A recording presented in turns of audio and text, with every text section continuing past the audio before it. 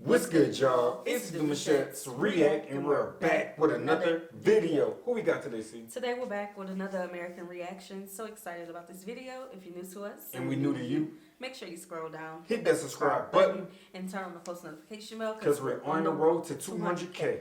And we cannot get there without you guys, alright? Join the family without further ado. Let's get into the video. Let's get it. Today we're here in Stockholm, Sweden, and today we're going to talk about are some of the similarities and difference between Sweden and Finland. And I'll be honest with you, I lived in Finland, so I'm a bit biased towards Finland, but I want to give you an idea so you know what to expect in terms of what could be similar, but what could be really different about the two places. And the thing is one of the big things you'll notice in both Sweden and Finland, that they are both very reserved people.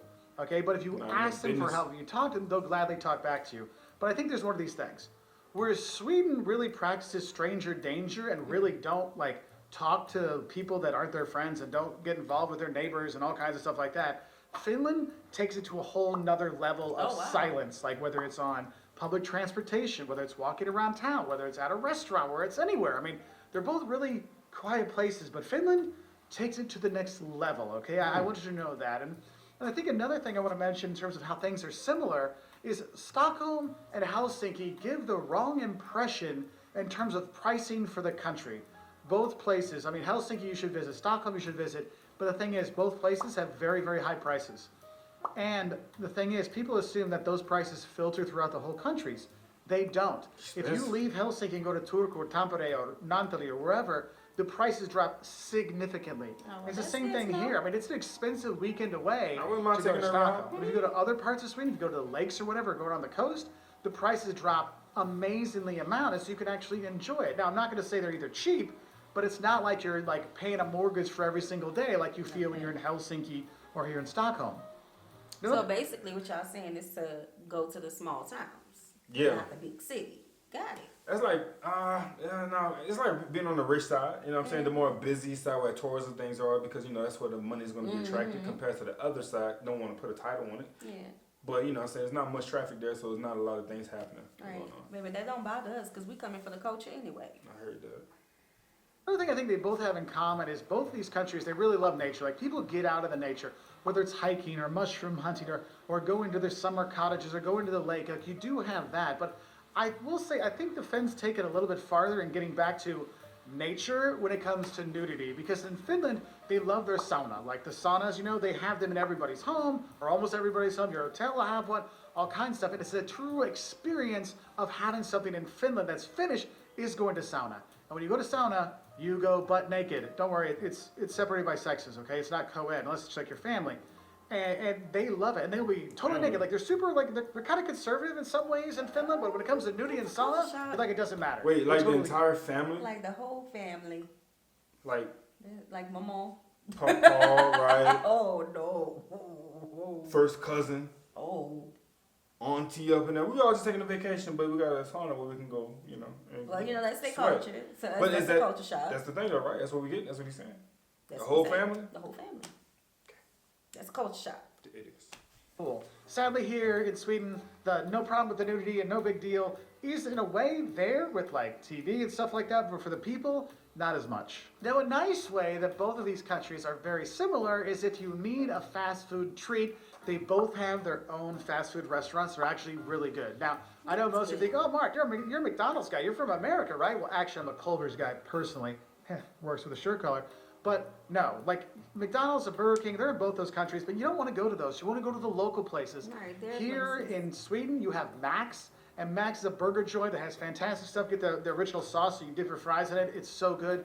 In Finland, they have Hesburger. And if anybody's watched any of my videos ever about Finland or saw my increase it in size when I lived in Finland, is Hesburger that I love so much. And they have their Keros it's like a Big Mac, but better, and their sauces with it. They're both fantastic. They're both affordable options because, like I said, it's not cheap either of these countries, but eating at those fast food places, it's a cultural experience.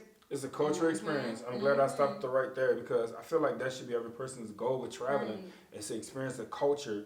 Don't go to another location and be like, I wonder what they McDonald's is tasting like. Right, because while we were I have a McDonald's back at home. A whole lot of them actually on every block. Right. It's crazy. But I would love to just be more involved with the culture. I want the restaurants that you guys go to for fast food. I want to eat the main staples y'all have, you know, things of that nature. So this is a good point. And it's good food, and it's a little bit cheaper than going out to eat. So that's something you can think about.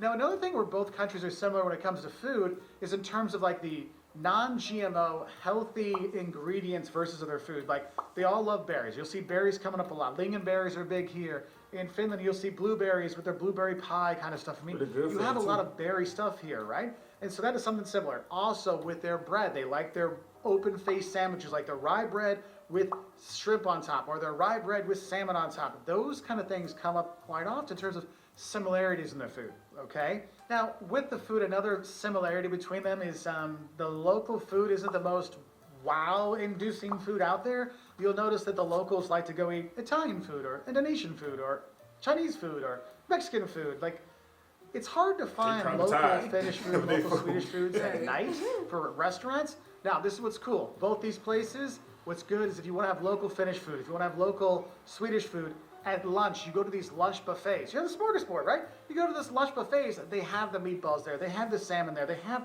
the things you want to have. Like in Finland, you get to have the salmon soup with cream. It's so good. You can do that, but it's at lunchtime. Like that's where you're going to have to get it at these like kind of cafeteria settings, okay? Now, another thing that's really similar between the two is actually how good the public transportation is, whether you're going to take the buses to different towns or different cities, or you're going to take the trains. I mean, they go all over, and what you have to realize is both Finland and Sweden are very long. So those are long drives if you want to drive. Those are long, bus rides. Those are long train rides. You think they're going to be very expensive. What's great is in both countries, taking the bus, taking the train is significantly cheaper than you think it's going to be. Like when I went from Helsinki to Turku, it was literally only like 2-hour train ride, and it was like 23 euros. I mean, it was hardly anything. I mean, it was great. And you have that through, so it makes it easy for you to go explore. So if you're like, man, I don't know if I can afford dinner here. Listen, just go early as possible. Basically. Early in the morning. Yeah, if you want to beat the time, just go early as possible. Stockholm, then don't. Go take the train up to Uppsala for the day. It's like an hour away. Or go to Gothenburg for a night or two. The prices come down a little bit in Gothenburg. They're still pretty high, but they come down a bit, but it's cheap to get there. And that's what's really cool. It allows you to go explore more in Sweden and in Finland, okay? Now, there's another thing I need to talk about, and I'm sorry, my Finnish friends. This is a topic that Sweden, and I think any traveler needs to know. When you see Sweden, you see beautiful people everywhere, all shapes and sizes. They're not all tall, blonde-haired, blue-eyed, beautiful. They're all beautiful, and they come in all shapes and sizes. And if I look at like the 4 kind of main groups, I got Finnish women, Finnish men, Swedish women, Swedish men. Now, Finnish women and Swedish women are beautiful, no doubt there. But I gotta say, if I look at the scale, the most beautiful people between Finland and Sweden are the Swedish men. They are like models everywhere they go, and they always are dressed so nice, they look so good, you're like, I didn't know they was in the dang, I am ugly. Because that's just one of the things. I'm sorry, Finland. Sweden beats us. They got good looking dudes, and the women are beautiful too. And I mean, I love my Finnish dude friends, but y'all guys, you can't beat the Swedish dudes. Sorry. But I can give you a little hope as a traveler if you're looking for safety. I mean, both countries are safe, so I can't say one's safe, one's dangerous. But I would say I definitely feel a little bit safer in Finland than I do in Sweden. I mean, I feel safe in both of them, but in certain parts of the country, there are certain things that I would really prefer being in Finland than Sweden in certain parts. And like I see when I go with my kids, I don't worry at all when I'm in Finland. It doesn't matter where I am in Finland, I'm not really worried about them at all. Sweden. So is it more so because of the officers that's outside and patrolling? Right. I think one is more than the other location, maybe. Right, because of course we would love to be in a place where our children can just be themselves, 100%. A few parts I might be like, hey guys, let's stay over here. These kind of things. Like if you look at like tourist kind of things like pickpockets, yeah, you might have to worry about it here in Stockholm or Malmo, right? In Finland, yeah, no. Like if you lose your wallet on the bus, they're probably going to turn it in, and someone's going to call you up at your hotel and be like, yo, did you lose your wallet? Oh, thanks. Stockholm, if a Swede finds it, they're probably going to turn it in, but just have a heads up. I think Finland wins the safety thing, but it's like one is an A, and Sweden is like an A in safety, but Finland is like an A++ in safety. But actually, the big safety issue you might have when you are here in Sweden is actually the bike lanes, because man, they love their bikes and they don't love stopping them. So do have a heads up, especially if you got your kids out, because they like to wander out on those bike paths, and that can be bad.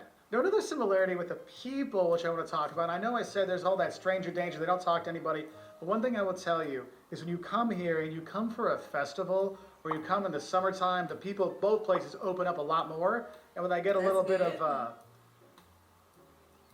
let's say, beer in them, they become even more outgoing, and the songs start coming out, so That's another similarity they do have is like in the summertime and when alcohol flows, they get a little more talkative, let's say a little more chatty, not chatty Cathy, more like chatty Katrina, if you're there. But I think going in with the chattiness, one thing that's really great in both countries, you don't have to learn Swedish, you don't have to learn Finnish. They both speak English extremely well, but both places really appreciate it when you try. Like in Finland, when I would order something in Finnish, they're like, you could just see them like, oh, they're like the smile, their heart warmed up. They were so happy. Like, you were totally wrong, but I understand that you wanted another cinnamon roll. Like, oh, thanks. Mina haluan uksi korvapusti, which is like, I want one cinnamon roll. I'm like, oh, it's so sweet. You're so wrong, but they'll play along. In Sweden, though, when you do that, you try to speak a little Swedish to them. They kind of go, look at you like, why are you trying to speak Swedish? And they'll say to you in English, in perfect English. So you're like, okay, I'm not going to try. And you kind of like walk away in defeat. Whereas the Finns do. But our Swedish supporters have said that it's because they want to practice their English. So yeah, we over there trying to practice Swedish. That's the name of Swedish. You're getting turned around. Right. Kind of make you feel better about trying it. So it's one of those little differences out there. But regardless, both of them speak great English, and it's not just like young people. It's young people to old people like me to even older people like my parents' age. So another similarity you have in Sweden and Finland is the cinnamon roll. They both love cinnamon rolls. They both have these big sugar crystals on there and everything. They're both fantastic.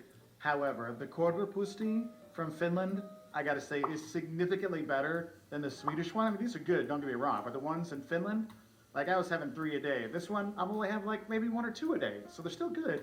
But yeah, Finland, you want on the cinnamon roll, and I think that's important. Yes, then Finland and Sweden, they both love their coffee, okay? And there's no doubting that. Like, you have to drink coffee when you talk to people when you're here.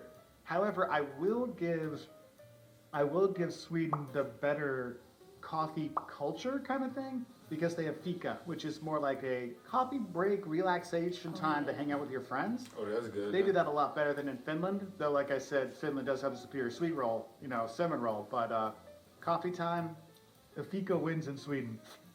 Now I figured I'd show $2 horses because I've got 2 more wins for Sweden. One, when it comes to music, unless you like speed death metal, Sweden probably wins. Because you've heard of ABBA, and probably Ace of Base and Roxette and other bands. Whereas Finland is more death metal-y kind of music. So I'll give Sweden the music one. And also, if you're trying to decide if there's only one city you can go to or one place you can go to between Finland and Sweden, I have to be honest, Stockholm would be the city I would recommend because it has the most sites, most places to go. Whoa, slow down. That's why I don't know why y'all being quiet. That metal music is not a quiet type of genre. Alright, that's an outlet. Yeah, that's like y'all just getting on your beer and being more open. The music is definitely straight from the jump to the end, non-stop going up. They got some things to let out, okay? Oh. They gotta talk about that. I'm here at Wisconsin right now. There's the museums galore that are there. They gotta talk about that American who was talking to them in the on the bus. Okay?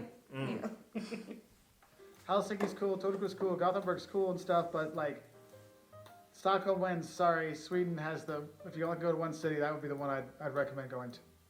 Though my one activity would be going to a Finnish sauna. So those are just some of the similarities that I've seen here. Why would he end it like that? Finland. Why would he end it to go to the Finland sauna? I don't think he had a little too much fun in there. Make sure you guys check his channel out, man. Pretty dope. I think at the end of the day, both of them, like he said, is an A+. Both locations seem very vibrant and chill, very, very chill at that. And I think they're real relaxed because it's just not a problem that they have to run to every day, I guess. All right, and it's cold up there. That too. Stay warm.